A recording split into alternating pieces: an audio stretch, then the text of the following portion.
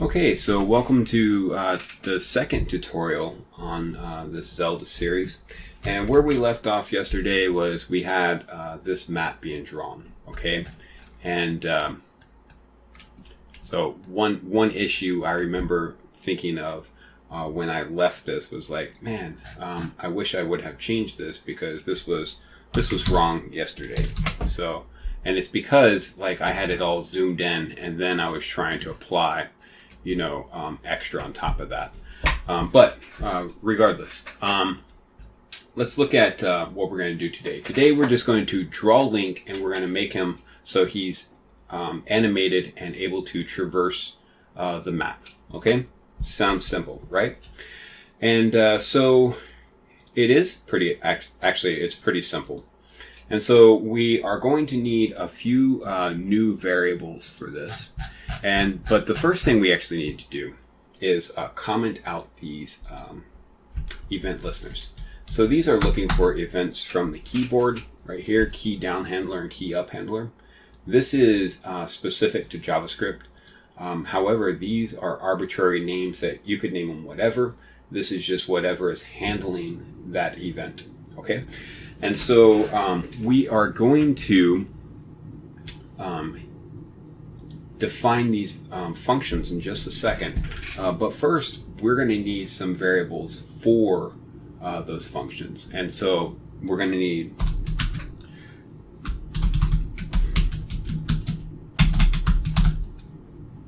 right press.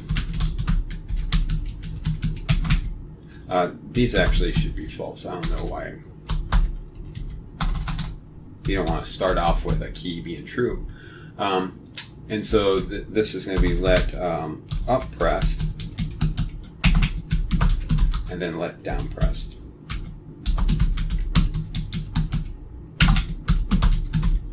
Okay, and then what we want to do is have another button called last button pressed. So we're going to say let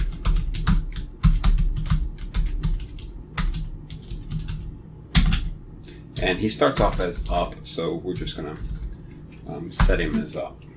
Okay.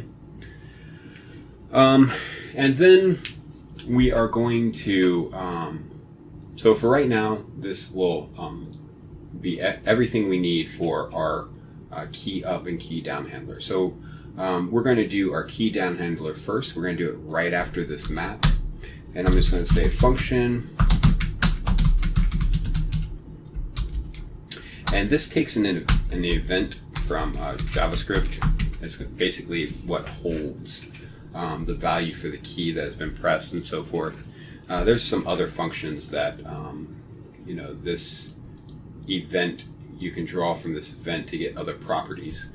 But I just use e.keycode, okay? Okay, so here, our key down handler, we're going to be looking, so we're going to be checking that e key code. And so if it is equal to 37, we know they have pressed left. So we're going to say left pressed is equal to true. And then we're going to say last button pressed is equal to, you guessed it, left. Okay? And so I'm just going to copy this because we're going to just paste it real quick. And I'm going to copy this and I'll paste it 2 more times. And so this is going to be 39 and this is going to be right.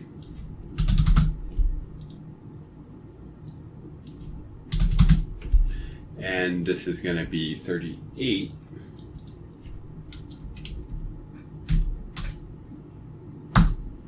And this is going to be up.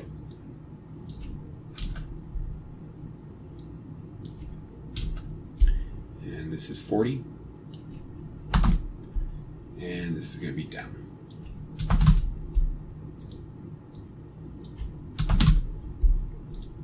Okay, so we have this, and what I want to do is I want to copy this, and I want to change this down keyword. So I copied this. My students in class are always like, what did you just do? So I copied this and I pasted it right below, okay? And so now we're dealing with the key up. Okay, so basically the key up is like we have unpressed the key, we have let it go. And so if we've let it go, what we want to happen is for this value to become false.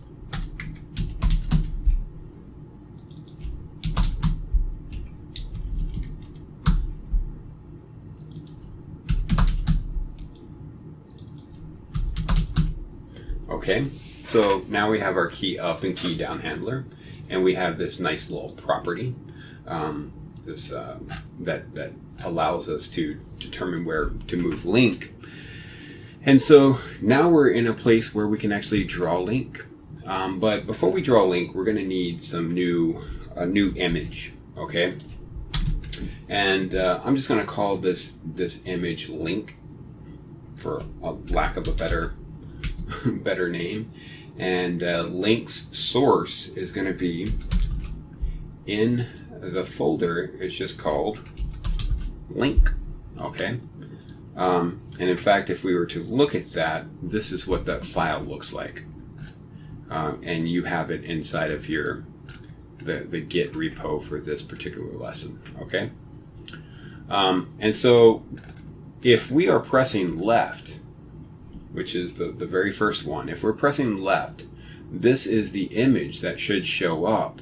And then this is the second image that should show up after this one has been drawn. Then this one should be drawn. Okay, so this is him walking left. So it's this animation, then this animation, then this animation, and so forth and so on. And this is the down, this is him looking up, and this is him looking right. Okay, and so let's go ahead and now we have a few more variables that we need before we can start doing animation. So the first thing is we're going to need an animation counter. And this is what's going to keep track of, where we are in the animation. So how fast well, really, this is like, it counts until a certain number has been reached, and then it's going to increment the current animation. And how fast are we moving? Well, we might want an animation speed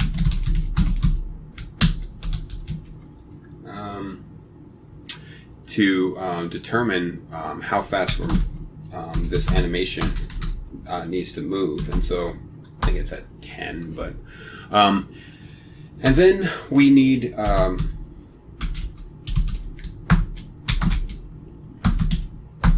link X and link Y.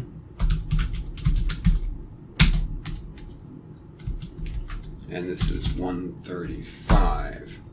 Okay, so this looks good.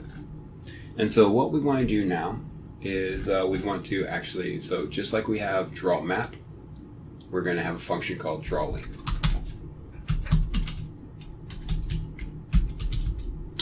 I should probably put function in front of that. Takes in no parameters. And so what we want to do now is basically it's just a lot of if statements. Okay. So another variable that we need, and probably should have put up there, but we'll just keep it down here. We'll just say let speed is equal to 2. Now this speed is how fast his sprite moves across the screen. And this seems like a good number. And then just like I was saying earlier, so we have this animation counter, and we're just going to increment it always. Okay, so every frame it's going to increment this counter. And then we're going to say if. I'll put a space in here. So if left pressed. So if it's left pressed, what do we want to do? Well, we want to move in the left direction, which is a negative speed. So link minus equals our speed. All right. If current animation is equal to 0, we're going to draw him. So we're going to say ctx.draw image. Now, where are we drawing this image from? Well, we're drawing it from that link sprite sheet. And now, where exactly are we drawing it from? Okay, so let me pull up the GIMP. And so we're looking left, and basically we're looking at, so if you can see right here, this is the 30x, and so this would be 30, and it starts at the very top, so that's 0. Oops, did not mean to do that. Okay, so this is going to be 30, comma, 0. Link is a 16 by 16 sprite, unless he's attacking. And then we're just going to say we want him to draw him on our screen, our canvas, at link X and link Y, and he is still a 16 by 16 sprite. Okay? And then what we're going to do is we're going to have an else if here. And we're going to say copy, paste, and so if the current animation is equal to 1, all of a sudden we're going to drop down on that sprite sheet, and I'll pull it up once again. So this is him right here, and so this is at 30 on the Y axis. Okay, so this sprite starts at 30, and that's why I just changed this number. Okay, and there's a little bit more here, and so what we want to do is we want to keep track of this. Oops, wrong function. We want to keep track of this animation counter so that we can actually change current animation. And so we're going to say if animation counter is greater than or equal to 6, this is just what I found looked right, but it probably could use a little fine tuning. And so what we're going to do is we're going to increment current animation. We're going to set animation counter back to 0. And then what we're going to do is we're going to say, well, did current animation go above 1? Okay, so we're going to say if animation counter is greater than 1, what do we want? I'm sorry, this should not be animation counter. This should be current animation is greater than 1. Well, if it's greater than 1, we're just going to set it back to 0. Okay, and so basically this if statement, this is going to be the same for every left press, right press, up press, down press. So maybe we could kind of pull this out of this if statement and let this be in here as is. But it's, it's not like a large chunk of code. And sure, it's like, 9 or 8 lines, but I'm just going to keep it in there for now. When we get to the refactor stage and, we're trying to make things nice and pretty and everything, then we're going to go back and look at how we can easily pull out some of these things and make it look a little bit more succinct, to the point. Okay, so this is if we are right pressed. Now, if we're right pressed, Link is not going to move in the left direction. He's going to move in the right direction. So that's going to be a plus to the speed. And so the only thing here that changes is this number right here. So this is no longer 30. It's going to be 91. And I'm going to copy this else if. And this is going to be down up pressed.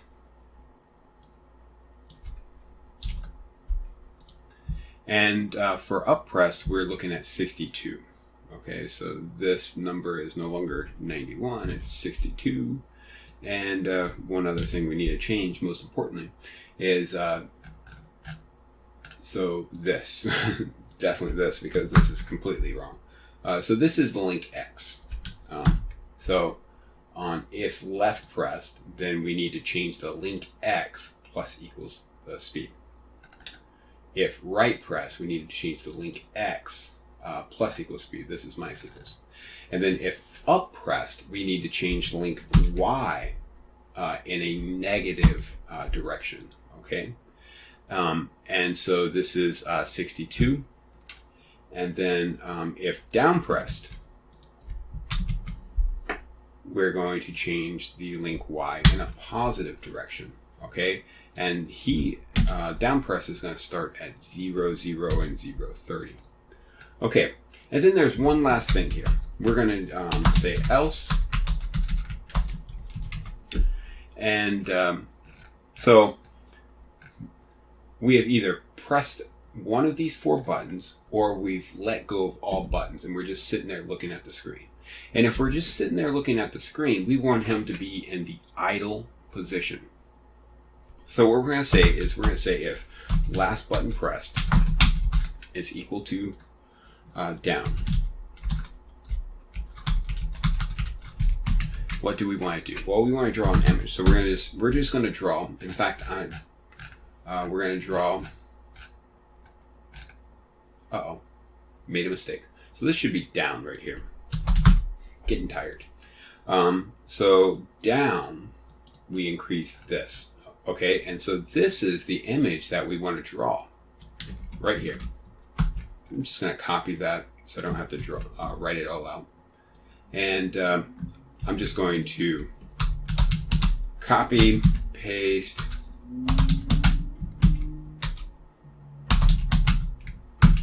Okay, and so this was for down. It's at 0, 0. Up is 62. So this, we'll just say up here.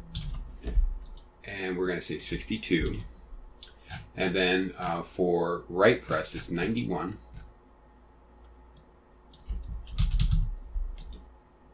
91. And then for left pressed, it's 30. And so this is going to be 30 here. And this is going to be left here. Okay, so we have down, up, right, and left, and they all have different values, all looking good. And so I think the only thing we have left to do is call this function. Remember, in JavaScript, if this is not called, we could define the function all we want. But if we're not actually calling it, it never happens. So we're going to come down here to our game loop, and we're going to call this function, and fingers crossed, this is going to work for us. Okay, so let's see here. And as you see, Link is, he's able to go off the screen. Now, is that ideal? No, but we are going to fix that in the next lesson. Okay, and so I hope you enjoyed this tutorial. And in the next tutorial, what we're going to be looking at is we're going to add collisions so that he should only walk in areas that he can walk in. Okay, he shouldn't be able to walk up on this rock. And if you enjoyed this video, I would definitely hit the subscribe button and to the channel, and then I would also hit the like button because this allows other people to easily find this video. The more likes it has, the more views it has, the more YouTube is going to promote the video. And so yeah, that's all we have for today. And so I was hoping to get that third video out tonight, but it's looking it's already 12:04, so I don't think that's going to happen. But you know, I'm probably going to get a few videos up tomorrow night. So hope you have a good Wednesday, and I will talk to you later.